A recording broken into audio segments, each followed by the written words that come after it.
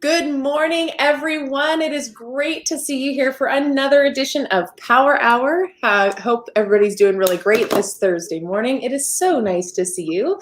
And let us know where you all are tuning in from. We would love to see you and shout you out and know where you're catching this live. We are broadcasting now to LinkedIn and Facebook and YouTube too, so you can find your Power Hour and get your Power Hour fix wherever you like to do social media. So good morning, everybody. We're so glad to have you with us. As always, I've got my co-hosts here, Dan and Erin, and today we have Darine. I also wanted to mention Matt is not able to be here today, and we did want to mention that we're so there's a lot going on in the U.S. right now, including the extreme flooding happening on the East Coast. And, our hearts really go out to everybody out there struggling with their families and their homes. It's just absolutely terrible what this storm is doing. So Erin and I were just talking about it earlier this morning.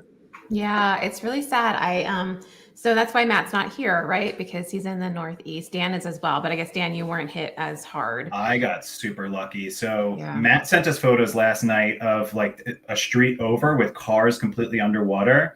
So he's in Pennsylvania, I'm in New Jersey, and then New York got like Erin, you were saying it was like the record flooding, right? Yeah. So I'm smack in the middle of it. I honestly do not know how we got through that okay. Yeah, it's insane. I did not know how widespread it was. Like when Matt was messaging us, I don't know why. I just thought it was like in his area. But, I was at the gym this morning and they had the news on one of the monitors. And as I was working out, I was just like, I stopped, I was like, what is happening? And immediately checked in on my family in New York. Most of them are on Long Island, and like team that I have on the East Coast. And, and the Gulf Coast people too, they bore the brunt, right? The hurricane, like Ida hit the Gulf Coast and they, Louisiana, so many areas down there. It's a disaster area. And then as the hurricane made its way, obviously downgraded to a tropical storm, but then, seeing the coverage this morning about like New York and the subway system is shut down.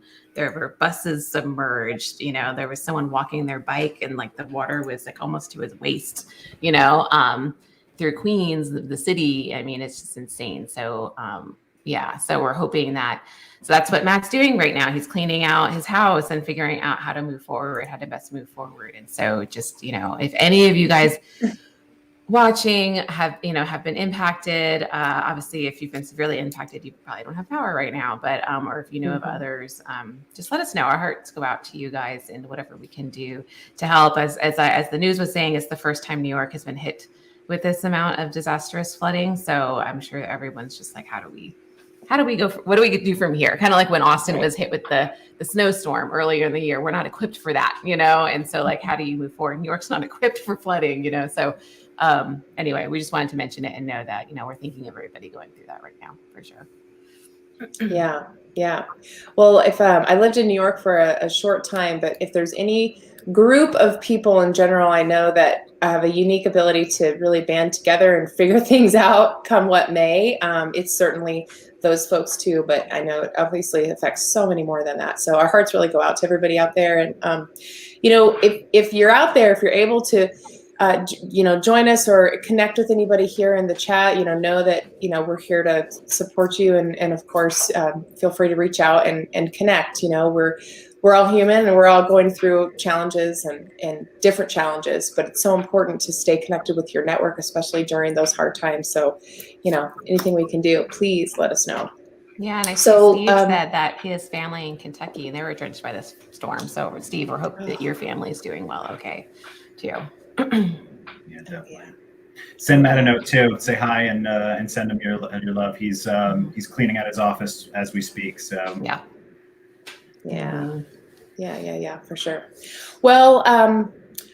Well, on that note, when challenges like this arise, it's actually a really, it's kind of key to the conversation we're about to have today about great leadership. Because, as we've seen these different natural disasters over the years, what can make or break the way that society can move forward is having great leadership during those very treacherous times. So today we have Darine BenAmara with us, and she's somebody I respect incredibly. I love watching her live, and for so many reasons. She helps high achievers and women and men really step into their power as leaders and understand what that looks like. So whether you've seen Darine here on LinkedIn, or you've seen her live at an event or speaking internationally, you know that she is an incredible resource for people who really want to understand how they can be a better leader and then put that into action.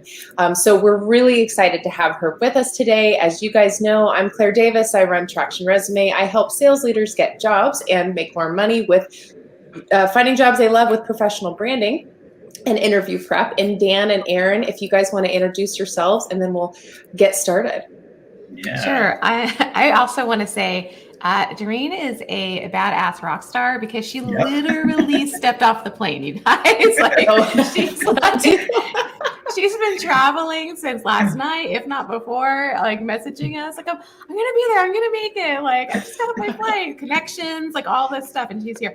Honestly, I don't know if I would have done it. I would have been like, you know what, guys, when's your next slot you have open? Let's reschedule. So I just want to like, oh my gosh, amazing. So I'm Erin. I run Muscle Creative, and I help small businesses have a conversation with their audience to turn them into heart-eyed customers. So it's all about conversational copywriting and connection to grow your audience that way. So good morning, Dan. How are you?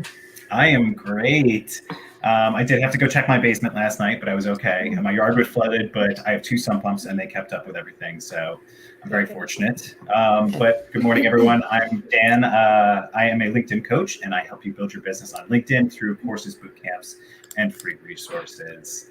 So Claire, let's just jump straight into it. If you would introduce Darine for us.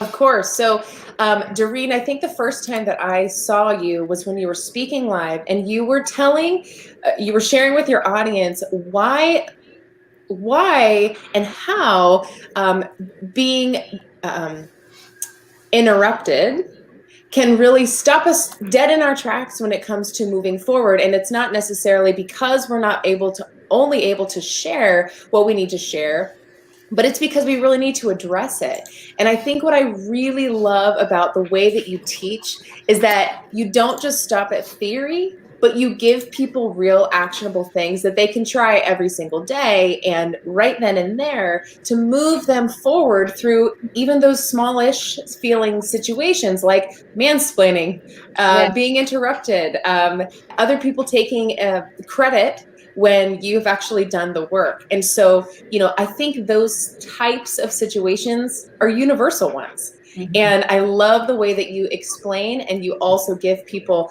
ways to move forward powerfully through those places. So we're super excited to have you here today, even fresh off a plane. We're so grateful. And so I'd love to hear a little bit about, how you got started doing what you're doing. And then let's jump into leadership and why you do what you love. So thank you so much to the Power Hour team for having me today. When I received the invitation from Claire, I was like, yes, let's do it. The travel wasn't planned at that time, but that's okay. We're here, and there is always a way to make it happen. So I practice what I preach. See, here you are, concrete example. So my name is Darine BenAmara. I'm the founder and CEO of The Smart Woman, and I help a high-achieving woman to position themselves as a leadership as a leadership authority in the industry through networking and personal branding.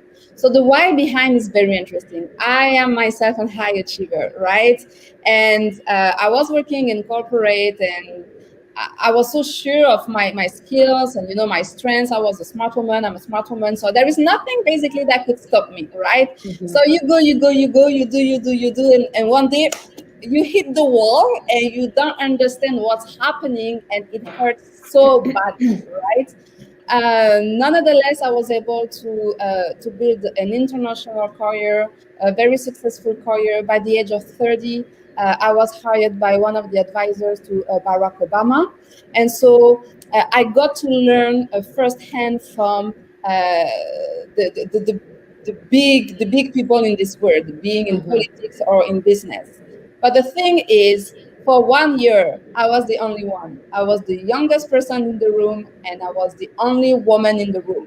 Mm-hmm. And so on one side, as I said, I learned so much from this experience. working with presidents, ministers, businessmen, and we talk about billionaires. But on the other side, I was like, okay, there is a missing piece here. I shouldn't be the only one, all right? So, rich of all this experience, I decided to quit. It was time for me to quit and to start my business, my own business, The Smart Woman, so I could focus on training and coaching women on building the soft skills, understanding the politics of promotion, navigating the way to the top, so we could bring up more women to the top, more women leaders. So this is the why in a nutshell. Oh, I love that. It's like once you get to a certain part, it's like don't just keep looking forward for yourself, but look back and pull others up with you. So I love that mission. And that was my goal. Actually, I had reached my top goal, my career goal, right, which was to work at a higher level of business and politics. And so once you reach a goal, you're like, okay, so what do I do now? Do I maintain myself there? Okay, but I felt like I could have a greater impact by helping other women like getting into high level leadership roles. What do you see as like the main blocker? Like when women come to you, what do you see? Like what's the kind of some of the most common things of like what's holding them back into growing into where they want to be? So there are a couple of things, but first let me tell you that I have worked and lived in 10 different countries. So I worked with women. My corporate career initially was to design programs for international organizations or business organizations to ensure that they will address the needs, the training needs of the women leaders or the women entrepreneurs. And what I realized is no matter what country I was in, no matter the language, the culture, the religion, we women, we face the same challenges, the same barriers at different levels, of course, but we do face the same challenges. And I was like, that's interesting, right? So it tells us that it goes beyond, just, living in a society that is like this or like that. Like that's something that we share as women. So it's really rooted deep inside of us, right? And so there are a couple of things. The most common one being not promoting yourself. So self-promotion is a big one. That's why I focus a lot on this, because, we were raised, most of us, not all of us, but most of us, we were raised in a way and being told, to be polite, to be quiet, don't make yourself seen, and all of this. So when we become adults and that we have ambitions, professional ambitions, we carry on, those things, and unfortunately, it doesn't help us. The second thing is the misconception that work hard is the solution. Again, when we are in school, we go to university, the principle is to work hard so you get good grades, right?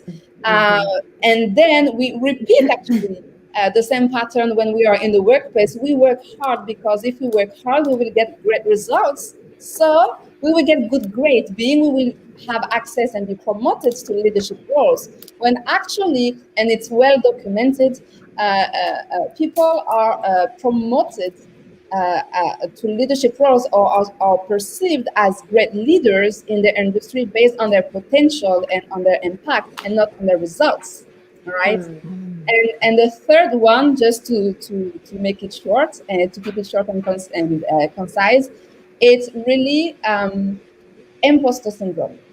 More than 80% of women who are in leadership roles still feel like they are an imposter.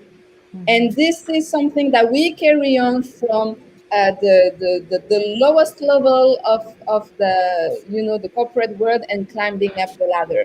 So when you combine all of this, it's not a lack of self-confidence. Like, it sounds cliche, but we do have self-confidence. It's just a matter to know how to express it, right? Because we don't want to come across as bossy, sometimes as bitchy, and so we hold ourselves back in so many ways. And maybe the last one that I would add is self-awareness. It's hard to build self-confidence, and out of something that we are not fully aware of. And with my clients, that's the first pillar that we work on is self-awareness, because even though they are like high achievers, or they have a great, like they have achieved, experienced great success in their career, still they are not fully self-aware of their potential and the value that they bring to the table.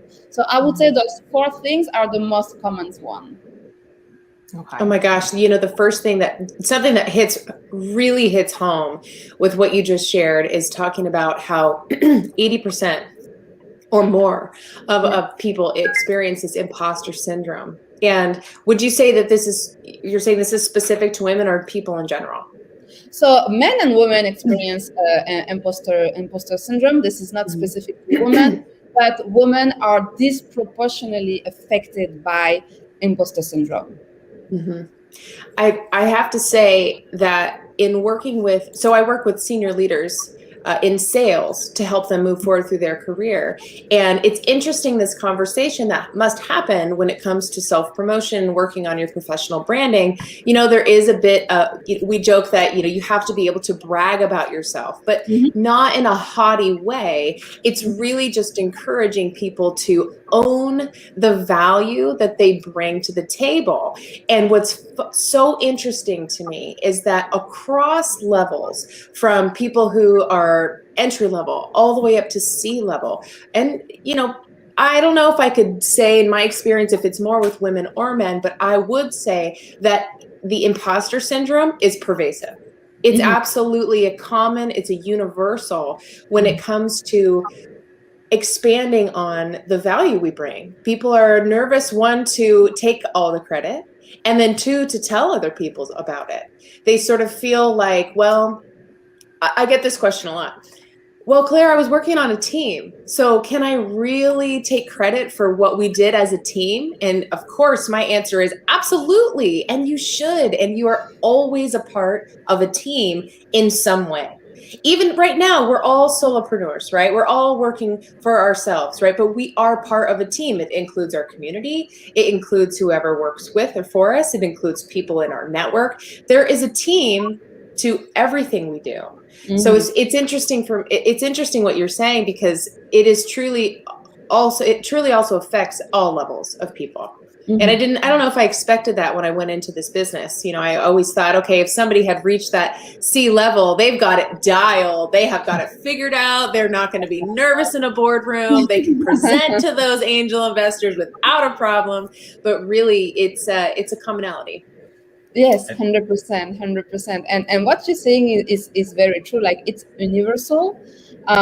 Even when it comes to we can talk about it later on, but to network effectively, having access to leaders in your industry, like, it affects everyone. But I focus on women because this is my passion, and it's well documented again that most of the time women are disproportionately affected by the kind of feelings, and situation that hold us back from climbing the ladder.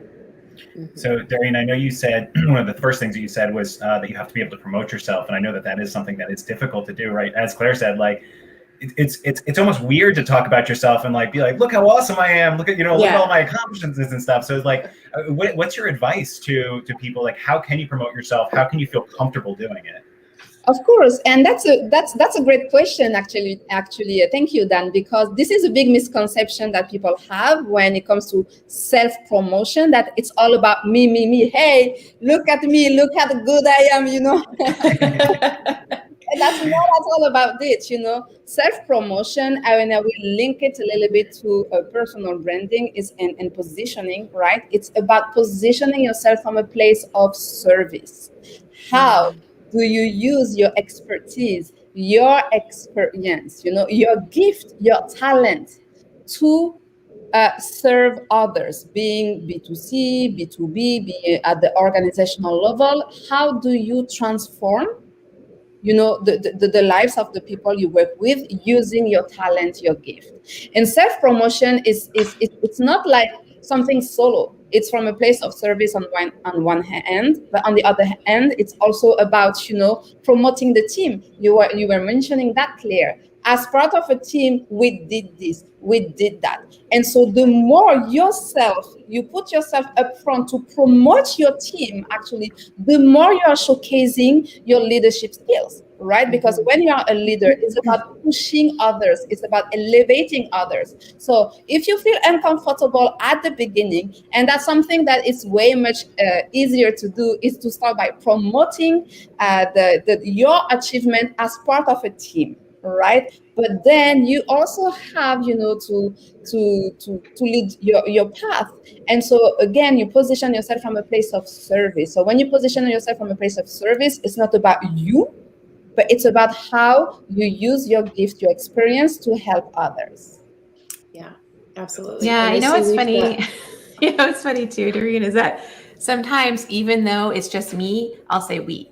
Isn't that weird? Like I'll, like on my podcast, it's just me. Like, I mean, my husband does help with the engineering, like the back end stuff.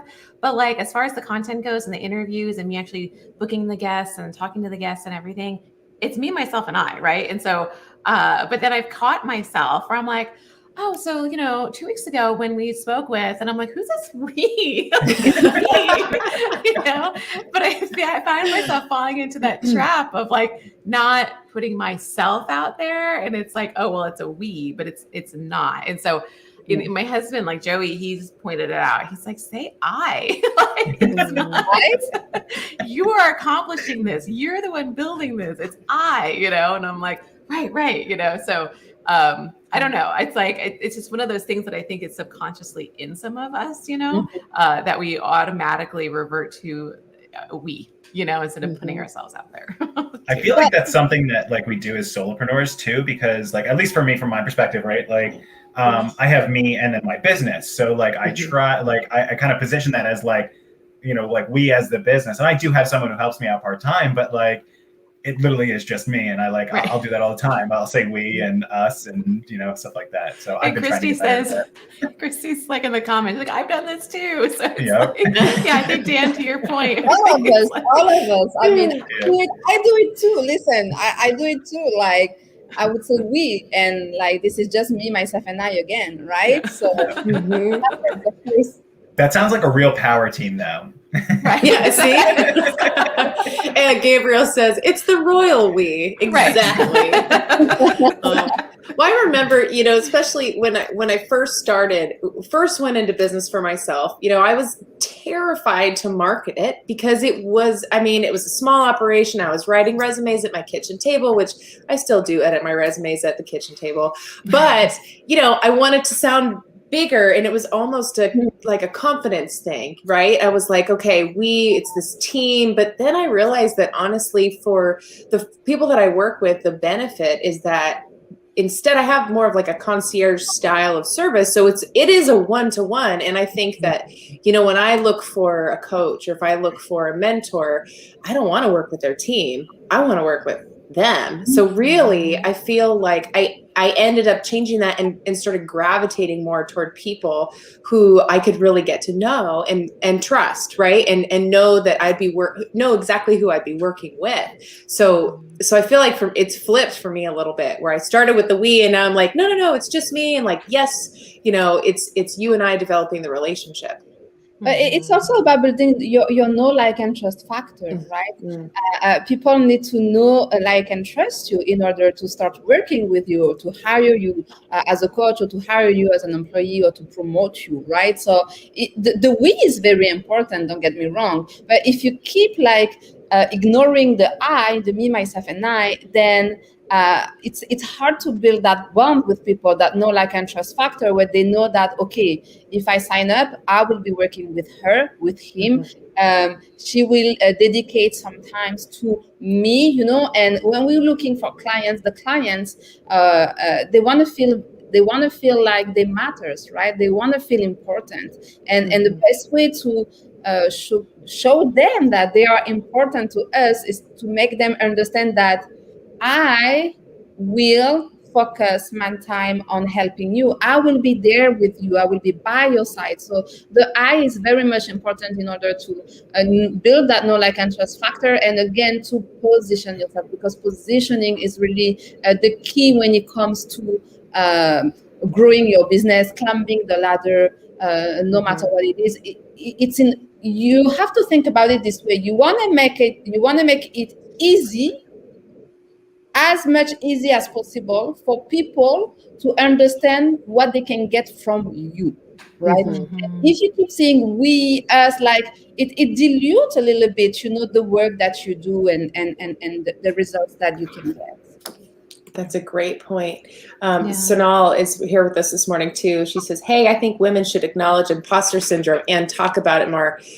I completely agree. And Darine, I'd never thought about it like that before, but the we can be diluting of our, impact that we have as individuals. It's losing the transparency, right? So if we're saying we, and like as if we have this whole team behind us, and we don't yet, or maybe we don't ever want that, then it's like, it's basing that know, like, and trust factor on something that's not completely transparent and real. And that gets really messy and muddy as you move forward with that. And so Darine, like when people come to you for help, like, how do you help that? How do you get them to own their own voice and take credit for things and just like, if a seat at the table is not being offered, which most of the time, guys, it's not like someone's going to be like, hey, come on over. Right here, got a chair right for you. It's like, you've got to got to get shimmy yourself in there. How do you help people do that? Like, what steps do they take at first? So I think before I get into this, it's important for all of us and women in particular to understand that there is a difference between being humble and downsizing your achievements. Oftentimes we will use the we again and we say, oh, the team, or whatever the situation is, because we want to be humble. But downsizing, like, there is no place when you want to get into leadership, senior leadership level. You can be humble, but it doesn't mean that you have to downsize your achievements, right? So the first thing that I work with my clients on, as I said earlier, is self-awareness. And so I push them out of their comfort zone. I push them to reflect on their achievements. And one of the first exercises that we do is what I call a brag sheet. The first step is really for them to write down all the achievements that they have achieved, that they have completed, like at work and outside of work. And oftentimes, my clients, they come back with a short list, very short list. And then so I push them, to think outside of the box, to think about a decision they made, to think about like different things. And most of the time it's like, oh, that's true, but I didn't see it as an achievement. Oh, but I couldn't, like, for me it was common sense, but no, actually, we accomplish so much more, like in a day, in a week, in a month, at work, outside of work, that we don't realize it. So then when it comes to promoting yourself, when it comes to showcasing your value, it's hard to do it because you're not even aware of all the great things that you have achieved and that have helped you become the person, the professional that you are today, and that, helped you build the skills that you need in order to have access and be promoted to senior leadership roles. So that's really the first things that we do. And then through a framework and all of this, finally people, they find themselves with pages and pages of achievements, accomplishments, and it boosts your self-confidence, right? As I said, you cannot be confident about things that you are not aware of. So that's really the first step. And from there, that's the beauty, and that's what I love about the work that I do. It unleash something, it unleash the potential from within, and then it's just a matter of strategizing, positioning, and we do all the rest of the work. But the base is really this, because I can provide you the best tools, the best resources, the best strategy. I can do that, but it won't work until you have that you realize that you are a masterpiece. I love that. I love that. I'm so glad you brought that up too, because I think that we do, we do ourselves a disservice on multiple levels. And you brought it up there, the confidence thing, right? Like if you try to, the difference between being humble and downgrading yourself is if you start to downgrade yourself and you're like, well, what did I actually accomplish? And then you're now doing like negative harm to your mentality. And then you think that you're not worth that promotion. You think that you're not worth taking the step to start your own business. You think that you're not worth that client that you want to sign. And like that's going to like, that hurts you so much more. And it's just incredible. So I think that taking the time to sit down and realize, and even if you don't share it with anyone, just share it with yourself, but write it down and be like, these are the things that I accomplished. This is the stuff that I'm proud of. These are the things that I like, that's validating yourself. And that's going to help you get the confidence that you need to be able to accomplish your goals. So I'm so glad you brought that up. Exactly. Oh, sorry.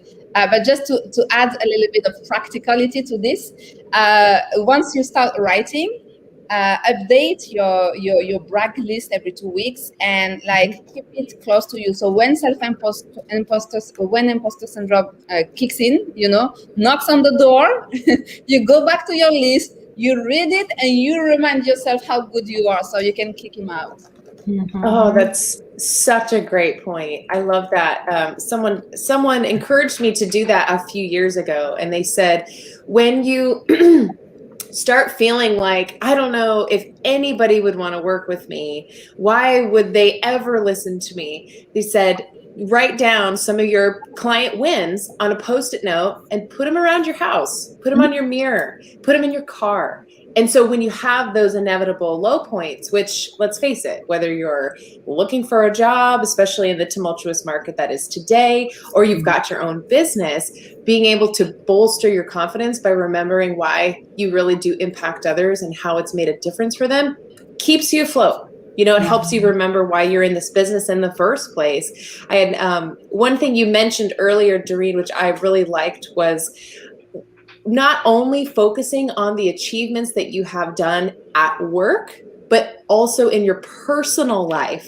which I think people underestimate all the time. In fact, the other day I was working with a physician, and she has an incredible internal medicine practice and patients who absolutely love her and have great outcomes. But she was really struggling with ways to position herself, outside of just being a terrific provider. Mm-hmm. And so we were talking, and she mentioned that every year her friends go on this awesome summer camping trip, and they go to this specific lake, but she runs point on everything. And the reason is she has this unique ability to, plan all of the cabins and who's going to stay where. And then we've got these shifting schedules, and so will be here for 5 days and then moves over to cabin 3. And then they're going to change out with another family. And I said, well, that's incredible logistics. Most people would see that and be like, nope, everybody do your own Airbnb and I'll see you at the beach. But she actually loves doing that. And so I like how you also help people to really harness and incorporate their personal achievements as well, not just the ones we have at work, because we're more than just what we do on the day job, right? 100%. We are much more than what we do on the day job. And another thing also that I remind my clients is, your job title doesn't define the leader that you are. And I think it's very important to understand that is you can be a leader. You can be a leader in your personal life. And then those are transfers, like logistic, like those are transferable skills to your workplace. But then it's not because your place doesn't recognize it or doesn't know it, because again, you don't position yourself, you don't promote yourself, right? Maybe the leadership team is not fully aware, or doesn't fully understand your value and your potential.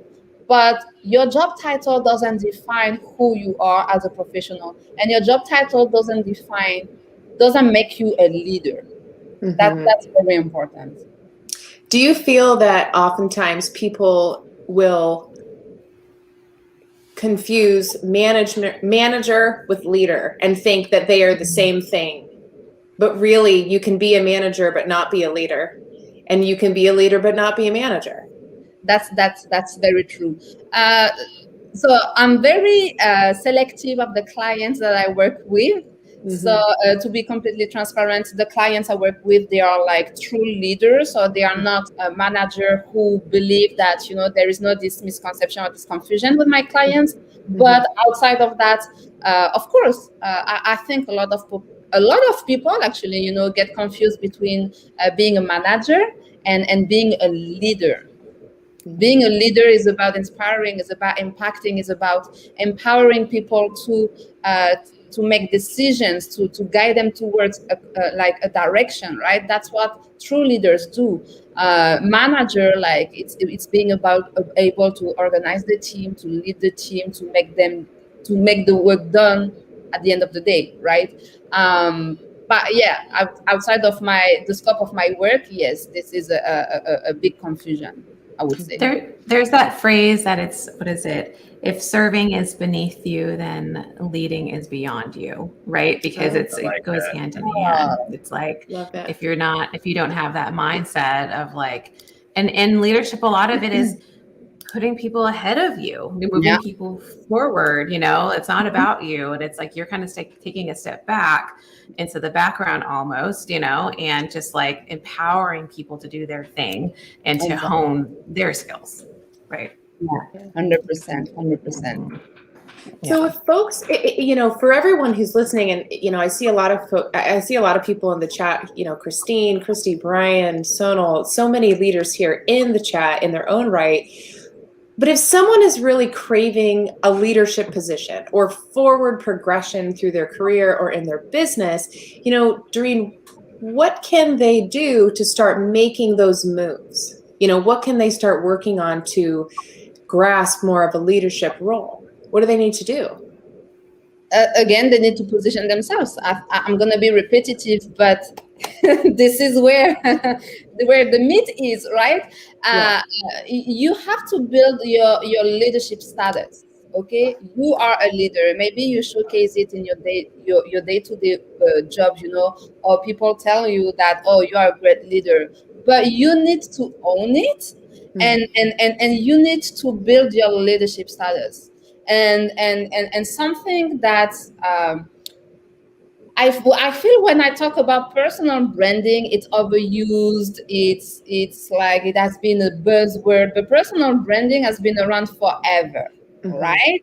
So the thing is, you have to take the control of your narrative as a leader because you already have a personal brand, okay? And the personal brand is the perception that people have about you, and so people have built a perception of you based on the information that are available online, or based on what they see from you, the way you send emails, the way you pick up the phone, the way you say hi to people, the way you present yourself, the way you present in front of a room, right? Those are elements that are part of a personal brand and that people will use to build your narrative in their head, right? Now you have two options. Either you let them think and have a perception of you that might not reflect who you truly are as a person, as a professional, as a leader, or you decide to take the control of your narrative and you build your leadership status. So now I'm using more the terms of a personal leadership brand. So it's really about showcasing and positioning yourself again, ensuring that you put enough information out there online in the first place, you know, and that you create a consistent experience online and offline. So for the people who come to meet you either in person or virtually, they have the same experience. You create like the same experience for the people who will Google you, who will look at your LinkedIn profile, or who will meet you in person. And when you create this consistent experience for the people, when you ensure that you put enough information and the right information in front of the right people, okay, to understand who you are and how you elevate others, right? Then you have a backup, and it's especially more and more important for women because the higher we climb the ladder, the more we have to prove ourselves. Again and again and again, 2 times, 10 times harder than men. Okay, this again, it is well documented. And so when you build that leadership status, when you create that consistent experience online and offline, again, the two of them go together, right? Mm-hmm. When people will doubt yourself, they will Google your name. The issue, when you say hi to someone, when they hear your name in the room, the first thing that they will do, they will Google your name. Yeah. And when you take the control of your narrative and you build your personal leadership brand, you have a backup. You have a brand, a narrative that speaks for yourself when you are not there to promote yourself, right? Mm-hmm. So I'm not sure if it answers your question, but I think it's very important for people to understand the power of really taking control of your narrative and building that consistent and cohesive experience for people to understand who you are, even when you are not there to speak up for yourself. I think that's such a great point. Thank you for mentioning online and offline, because I think so many times we build this brand and this presence online, and then people meet you in person. They're like, doesn't track. Yeah, you know, right. and it's not genuine. And I think, you're like, oh, well, this person's like this, maybe I should be like that. And, and it's like, you have got to be yourself and be genuine and bring your own personality into your brand, because there's only one you, right? And so it's like, what do you bring to the table? What certain characteristics, because some people might connect more with Claire or Dan than me, or, because it's like whatever our personalities are and the way that our perspectives are and our, past experiences, like all of that impacts like how we look at things and how we move forward. And so it's like, you just have to be yourself. And it's like, yes, please make sure that your online presence and your offline are cohesive, right? And actually, it works the other way around, because when we used to meet in person, hopefully we'll get back. I don't know what's happening in this world right now, but you have this great conversation with someone, you have this feeling, you have the vibes, why it was so cool. And then you Google the person, you check at the LinkedIn profile of the person, and the gap is so big, actually, that either you doubt the person, you're like, but this is weird. It doesn't add up, right? Yes. Or you kill, actually, or you burn the bridge before even you had the opportunity to build it. So that's why the online and the offline is very important to focus on both at the same time. Mm-hmm. I like to look at a digital brand, like your personal brand online, as just setting expectations of what it's like to work with you, right? So it's like here, it's giving you an opportunity to let people get to know you at scale, right? Like it becomes a one-way conversation, so that way when you have that two-way conversation, they know exactly what to expect from you, right? Like people will consume my content, they'll come hang out on Power Hour, they'll come to like a live training with me. And then if they choose to hire me, or in other people's cases, if you want to get promoted, if you want to get hired for a job, right? Like you've already set those expectations of who you are and what they can expect in working with you. So that way, when they hop on a call with you, when they onboard you into that role, they already know what they're getting, because you've done a good job. So long as you are the same in person as you are online, of painting that picture for them, which I think is an amazing opportunity, right? Like it allows you to touch so many people and share who you are and what you do and what you can offer to the world, without having to do it shaking one hand at a time. Exactly. Mm-hmm. Well, Dan, you shared all the time about how you connect so genuinely with your potential clients and just people through LinkedIn, because you share a little bit about who you really are. Are you just Dan, the LinkedIn trainer? No, you love playing Dungeons and Dragons and all of those other things that people love you for, right? You're a dad. And Erin, same with you. I mean, bringing the copy down to conversation is letting people get to know you in a real genuine sense and resonating with them at a core level. So I feel, when I first started in business, it was very, buttoned up. I was coming straight from medical sales. And so it was not as focused for me. I didn't find that focus of, I can also just represent myself as a person and let people get to know me personally. It felt wrong. I felt like I had to be, I had to say the script. I had to only be professional, and I put my personality personal life aside. But really, when I come to think about it, the clients who knew me and trusted me beyond the name tag, right? So wherever I went, who still wanted to connect with me and reach out for help, it was because we knew each other on a personal level. And I think that's a beautiful transition that I feel like I see more people making on LinkedIn, especially in the last 3 to 5 years. Do you guys see the same trend? Yeah. I think that's when people say, how like I hear it all the time, and maybe I'm just too close to the sun, but a lot of people will say like, oh, LinkedIn's becoming more like Facebook, right? And what they mean by that is people are like, LinkedIn started as like an online resume, and then now has become an actual social network where people are engaging and sharing their stories and like treating it like being in a conference and like sitting down in a bar and like just getting to know the person who's sitting next to you, right? And like, I'm like, that's not a bad thing. Like that's what networking is, right? Like LinkedIn isn't a sales tool. It's not a marketing tool. It's a networking tool. It's a chance for you to get to know people and like be personal, share your stories. And that is literally like the reason why I get clients. That is the reason that people connect with me. I had a call with a client last night, and he was just like, the one line in your profile is the reason I did business with you. And it was literally because I said like, I hated my job, so I quit and I started working for myself. And he's like, that was me. And he was like, that's why I knew I needed to work with you. And it's like, you share those little things, you share a little bit, a piece of who you are and why you are who you are and why you do what you do. That is the reason why people want to work with you. That is the reason why people want to hire you and promote you. Yeah, absolutely. And, to that matter, everyone who's here in the chat, I'm seeing, we're having some great commentary here. You're all here because you're, wanting to learn more about leadership and grow personally and professionally, or you wanted to hear Darine speak live, so it's a really great opportunity. This is your stage, guys. So connect with each other in the chat.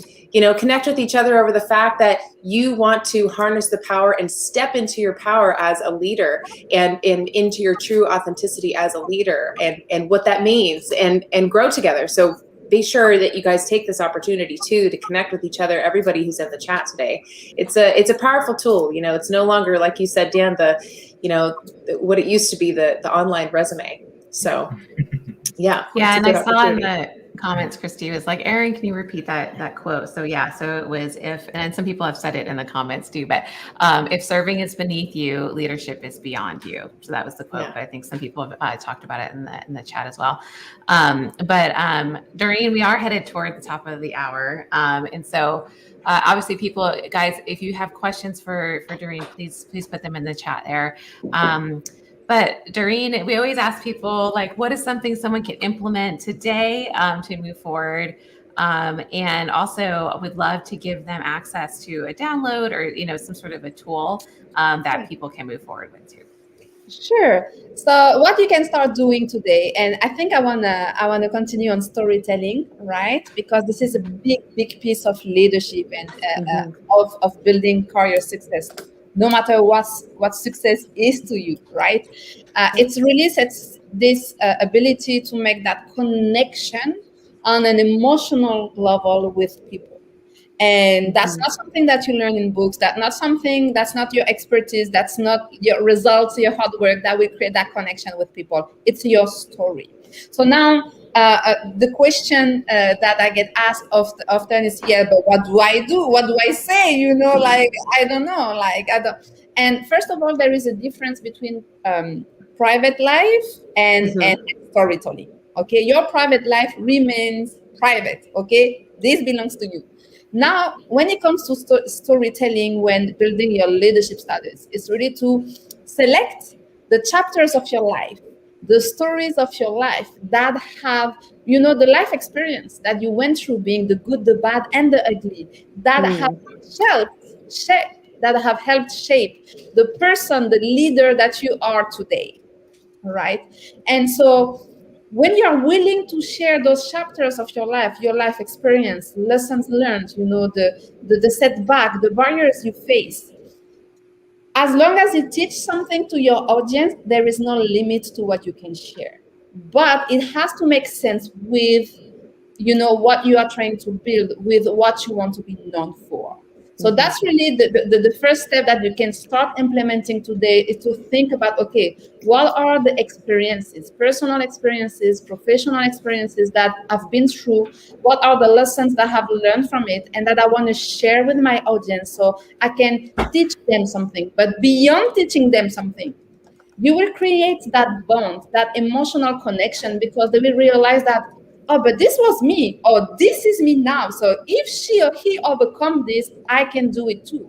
And I can tell you that every time that I share my story or one chapter of my life online, this is when I get the most inbound leads. This is not when I showcase my experience, my expertise, my so many years of this and that. It's when I share my stories, my story, and the barriers that I face, the challenges. At some point, I did a video about.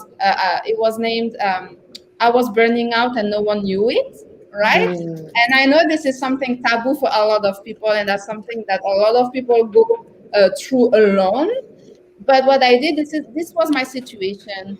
This is what I have learned, and this is what you can do to avoid it, right? But in everything, every time that you share a story and experience, you have to keep in mind, okay, how does it serve my audience? You know, what can they learn from it? And the goal is really to make people know that they are not alone, that there is nothing wrong with them, that we all go through, ups and downs, and this is what life is about. The thing when we want to build a leadership status, especially online, we want to come across as this perfect leader, this perfect person, like success, confidence and all of this. But actually, it's not true. And we are all in the same boat, right? So people won't connect with you. And this is where authenticity is very important. If you pretend to be this perfect person, no one likes perfect people anyway, right? Yeah. So you want to use your story to inspire them to take actions. That's what leaders do. When it comes to then, so I will share with you the link. I have a free ebook, a free e-guide that will help you to set up the baseline, okay, of your personal brand. Because a lot of people, they want to jump into content creation and this and that.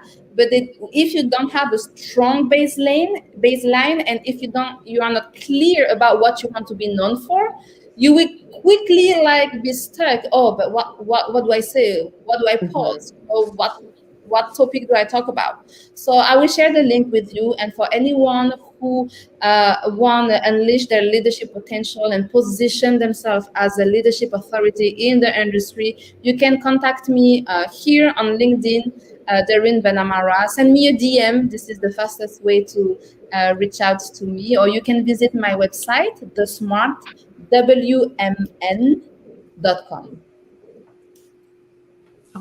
Awesome. Thank you so much, Darine. I popped that in the chat. It should go on all channels, but I know every time that I hear you speak and every time I get to speak with you, Darine, I learn so much and it helps me. It's like a refining fire every time I hear you speak, because it's that reminder of oh yeah, own what you've done, and share that with others. And the point of it all is to inspire others to action through our story. And so we just truly appreciate the chance to have you on here today in Power Hour. We are so grateful of your time, especially since you ran right off a plane, right out of a taxi, and right onto our show. So thank you so much. You got to put that on your brag list. Yeah, exactly. I will update my brag list right away. I will shoot it first, and then I will put it on my brag list.